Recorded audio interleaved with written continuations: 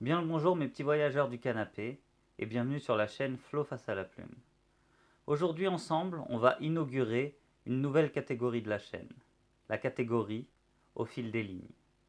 Dans cette catégorie, comme je vous l'ai dit dans la vidéo sommaire numéro 1, nous allons parler des différents livres que j'ai pu lire, souvent par bloc de 3 livres, et pour chaque livre, je vous donnerai les circonstances dans lesquelles j'ai décidé de lire ce livre, un petit résumé de celui-ci, ainsi que mon avis après lecture sur ce dernier. Afin d'avoir un premier contenu pour ces vidéos, je vais d'abord retracer ma dernière année de lecture au fil des 6, 7 ou 8 premières vidéos. Par la suite, à chaque fois que j'aurai lu 3 nouveaux livres, je referai une vidéo que je partagerai avec vous.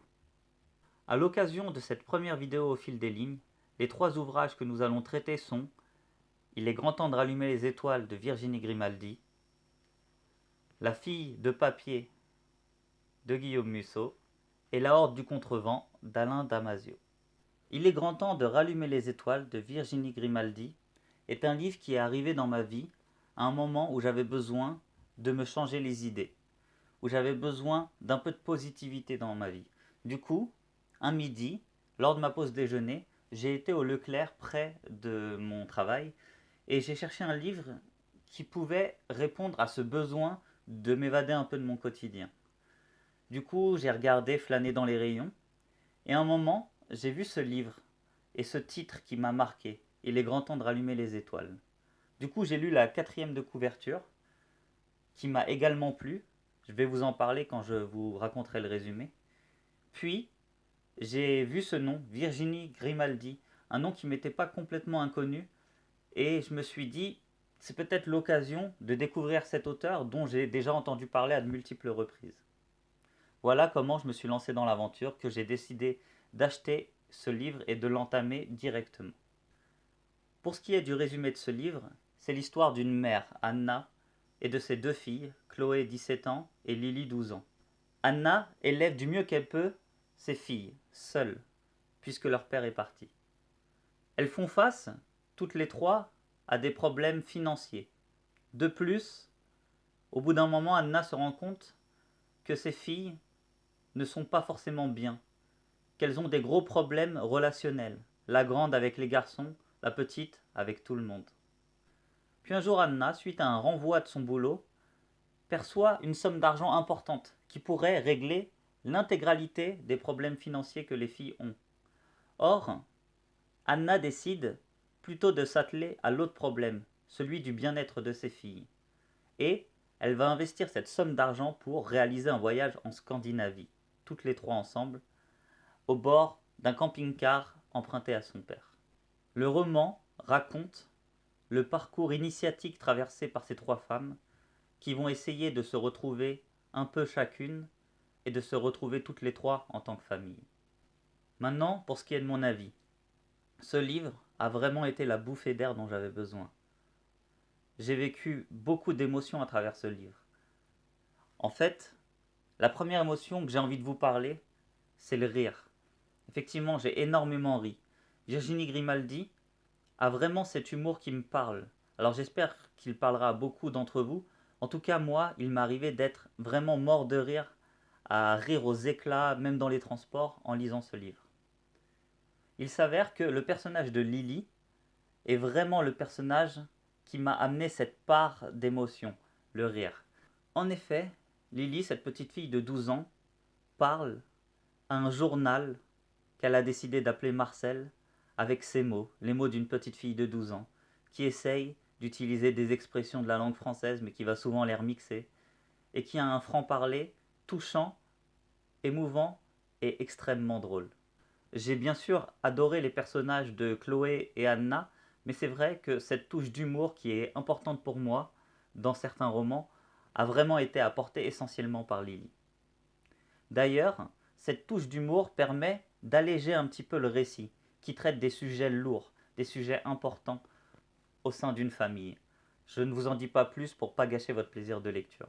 Et ce roman repose sur un équilibre entre l'humour, la légèreté de cet humour, des bons moments partagés lors du voyage, et les émotions qui vont pouvoir être ressenties par les 3 voyageuses lorsqu'elles vont être confrontées à d'autres problématiques, la tristesse, la peur, la colère, le questionnement qu'elles peuvent se poser sur elles-mêmes.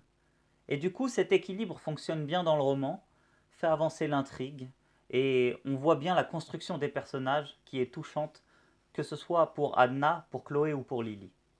De plus, la fin de ce roman est à mon sens réussie. Du coup, tous les ingrédients sont réunis pour que je vous le conseille et que je vous dise à quel point j'ai passé un bon moment. Effectivement, je pense que le roman que je cherchais pour aller mieux est arrivé à travers celui-ci à ce moment-là. Et du coup, je remercie aujourd'hui Virginie Grimaldi pour ça. Elle m'a fait vraiment du bien à ce moment-là. Pour le deuxième roman, je vais vous parler de La fille du papier de Guillaume Musso. Ce roman, j'ai décidé de le lire dans un contexte particulier. En réalité, si je reviens un peu en arrière, ça fait des années que j'entends parler de Guillaume Musso. C'est un phénomène. Et il s'avère que j'ai vécu pendant un moment avec une de ses lectrices invétérées qui m'avait raconté plusieurs de ses histoires.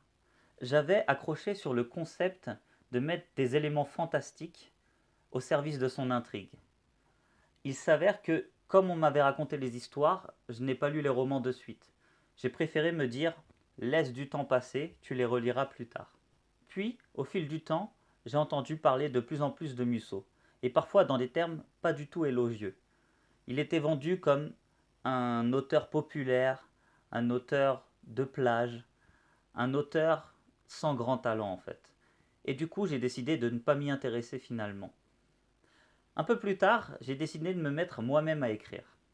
Il s'avère que lorsque j'ai commencé à écrire, j'ai monté un lectorat bêta pour faire lire chapitre par chapitre le roman que j'étais en train d'écrire. Et je me suis rendu compte à quel point il était difficile de contenter et de plaire à des gens venant d'horizons différents, ayant des histoires singulières et particulières chacun. Et du coup, ça a remis un petit peu en réflexion cet élément où je m'étais dit, un auteur populaire fait forcément de la soupe. Non, finalement peut-être qu'un auteur populaire est justement capable de toucher ces différentes strates de la société. Il ne va pas forcément plaire aux critiques littéraires, mais il va toucher des gens d'horizons différents et un large public. Et finalement, j'ai réfléchi, moi en tant qu'auteur, ce que je souhaiterais faire. Et il s'avère que j'ai vraiment envie de toucher les gens, et un maximum de gens possible. J'ai envie en fait d'être un auteur pour les voyageurs du canapé que vous êtes. Quelqu'un qui va faire voyager plein de personnes d'horizons différents. Du coup, j'ai réfléchi un peu à la vision que je pouvais avoir de Musso à travers ce que j'avais entendu dans la presse. Et je me suis dit, donnons-lui sa chance. Il réussit ce que j'ai envie de faire moi en tant qu'écrivain. Alors, lis un de ses livres et tu verras par toi-même ce que tu en penses. Du coup, j'ai été dans une librairie, j'ai cherché les livres de Musso. J'en ai acheté plusieurs dans cette journée-là, en regardant les titres et les résumés. Mais je savais déjà par lequel j'allais commencer. La fille de papier. Le titre m'avait parlé ainsi que le résumé. En parlant du résumé, voici ce que je peux vous en dire. C'est l'histoire d'un écrivain, Tom Boyd, mondialement célèbre et qui traverse une passe difficile. En effet, il vient de subir une rupture amoureuse qui l'a complètement ravagé. Il n'écrit plus du tout, il s'enferme dans l'alcool, la drogue, il va pas bien du tout. Et les problèmes s'accumulant, financiers, réputation, autres, il s'avère qu'il est au bord du précipice. Et c'est à ce moment précis qu'arrive quelque chose d'exceptionnel. En effet, une des héroïnes de ses romans tombe littéralement d'une édition défectueuse d'un de ses romans. Et elle lui dit que si il n'écrit pas, elle va mourir. Et on va suivre les aventures de cet auteur et de son héroïne à travers le monde et à travers l'écriture d'un troisième tome qui pourrait peut-être la sauver et que le public du monde entier attend. Je ne sais pas pour vous, mais ce genre de perspective un peu fantastique, d'histoire d'une héroïne qui tombe dans notre vie, c'est quelque chose qui m'a parlé tout de suite, qui m'a vraiment donné envie de lire ce livre. Du coup, j'ai décidé de commencer par celui-ci. Et j'ai placé la barre haute, vu que c'était vraiment un thème qui pouvait me parler. Et il s'avère que malgré cela, je n'ai pas été déçu. Guillaume Musso fait partie de ces auteurs qui sait comment entretenir le suspense pour amener le lecteur à ne pas lâcher le livre, ce qui est arrivé dans ce cas-là. Effectivement, je me suis vraiment attaché aux personnages, à leurs histoires, à ce qui pouvait leur arriver et les construire tout au fil du roman. Ces personnages ne sont pas ce qu'on pourrait penser de prime abord, et c'est peut-être pour ça que justement je me suis attaché à eux. De plus, Guillaume Musso place des courses-poursuites à différents niveaux, tant dans le réel que dans le psychique de ces personnages, et j'aime vraiment comment il traite le sujet. En tout cas, ce roman m'a plu. Et du coup, pour Guillaume Musso, comme pour Virginie Grimaldi d'ailleurs, j'ai décidé de m'intéresser aux œuvres qu'ils ont pu faire en dehors des livres que je vous ai présentés. Et vous verrez dans les prochaines vidéos que je vous présenterai des ouvrages de ces deux auteurs de nouveau. Enfin, pour le dernier ouvrage de cette première vidéo au fil des lignes, j'ai décidé de vous parler du livre La Horde du Contrevent d'Alain Damasio. Ce livre m'a été conseillé par un de mes collègues une bonne dizaine de fois, avant qu'il se décide à me l'amener et à me le prêter. Bien sûr, j'ai accepté ce livre en lui disant que je le lirais dès que possible. Mais il s'avère que je n'arrivais pas, malgré le résumé alléchant qu'il m'avait fait, à me mettre dans cette histoire au moment où il me l'a prêté. Sûrement pas le bon moment pour lire ce livre. Du coup, je l'ai laissé un peu traîner. Je le remercie aujourd'hui de me l'avoir prêté si longtemps d'ailleurs. Puis, un jour, je l'ai vu sur mon bureau, je l'ai pris, je l'ai un peu feuilleté, et j'ai vu certains éléments qui sont venus attiser ma curiosité. En effet, la numérotation des pages était faite sous une forme de décompte, comme si c'était un compte à rebours, ou plutôt, vous le comprendrez ensuite, une distance restante à parcourir. De plus, j'ai constaté que l'œuvre était écrite avec une alternance de points de vue entre plein de personnages, et j'aime vraiment ce type de récit. De plus, l'auteur avait attribué à chaque personnage un signe, et lorsque ce signe apparaissait au début d'un paragraphe ou dans un dialogue, alors on savait qu'on était dans la tête de ce personnage ou que c'est lui qui parlait. Et j'ai trouvé ça vraiment intéressant. De plus, ces signes, quand on feuilletait le livre, on les voyait sous forme de schémas, dans des formes différentes. Ça m'a vraiment intrigué, j'ai voulu savoir ce qu'il en était. Enfin, en lisant la quatrième de couverture, j'ai compris qu'on allait parler de quête fondatrice, de quête identitaire, de quête d'une vie, d'un monde.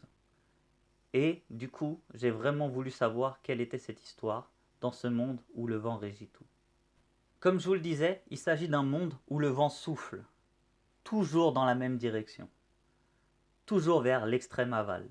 De plus, ce vent qui impacte fortement les gens et leur façon de vivre est un vrai mystère pour tout le monde. Personne ne sait d'où il vient. Du coup, ce mystère étant le mystère le plus important de ce monde, des groupes de personnes, de 23 personnes, ce qu'on appelle des hordes, partent de l'extrême aval, contre le vent, le remontent pour arriver si possible un jour à son origine. En l'occurrence, on va suivre les aventures de la 34e horde. Ce pack de 23 personnes qui va avancer contre le vent, qui a été formé pour ça, et qui, depuis près de 30 ans, avance contre le vent. Cette 34e horde, qui marche depuis 30 ans, est celle qui a le plus avancé dans ce laps de temps. Les 33 précédentes n'avaient pas parcouru autant de chemin. Du coup, cette 34e horde espère être la première à arriver à l'extrême amont, à l'origine du vent. Et justement, nous allons suivre les aventures de ces 23 hommes et femmes qui luttent dans le voyage d'une vie pour trouver les réponses qu'ils se posent et que tout le monde se pose dans ce monde depuis leur naissance. Le résumé peut vous paraître un peu étrange, un peu loufoque, peut-être pas très clair, mais je pense vraiment qu'il retranscrit l'état d'esprit de ce livre. Ce livre qui est réellement un ovni. Alain Damasio a écrit un ovni du paysage littéraire. C'est un livre qu'on perçoit plus qu'on ne comprend. Un livre qu'on parcourt plus qu'on ne le lit. Il fait partie de ces livres qui comptent un voyage tout en étant lui-même un voyage. Chaque personnage de la Horde du Contrevent est vraiment un personnage impactant, avec une histoire forte, avec une personnalité incroyable. Du coup, on s'attache à eux, aux aventures qu'ils vont vivre et à leur quête d'une vie. J'ai personnellement été bouleversé par l'histoire de plusieurs de ces personnages et je pense que cela est arrivé à beaucoup de personnes et pourrait vous arriver à vous également.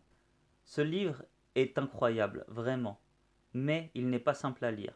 et je pense que certains d'entre vous, en lisant les premières lignes ou les premiers chapitres, pourraient décider de ne pas l'acheter ou d'abandonner. Et je vais vous dire quelque chose que je pense ne pas redire souvent sur cette chaîne, voire peut-être même jamais. Il n'est pas important de tout comprendre lors de cette lecture. Je fais partie des gens qui aiment comprendre l'intégralité des mots lorsqu'ils lisent. Or, ici, l'intérêt n'est pas de tout comprendre. J'ai moi-même abandonné cette quête au bout d'un moment lors de la lecture de ce livre. Le but est vraiment de ressentir ce qui transpire de ce voyage de la 34e Ordre du Contrevent. En fait, ce que j'ai ressenti que voulait nous faire vivre Alain Damasio, c'est vraiment cette aventure fondatrice pour les personnes qui y participent.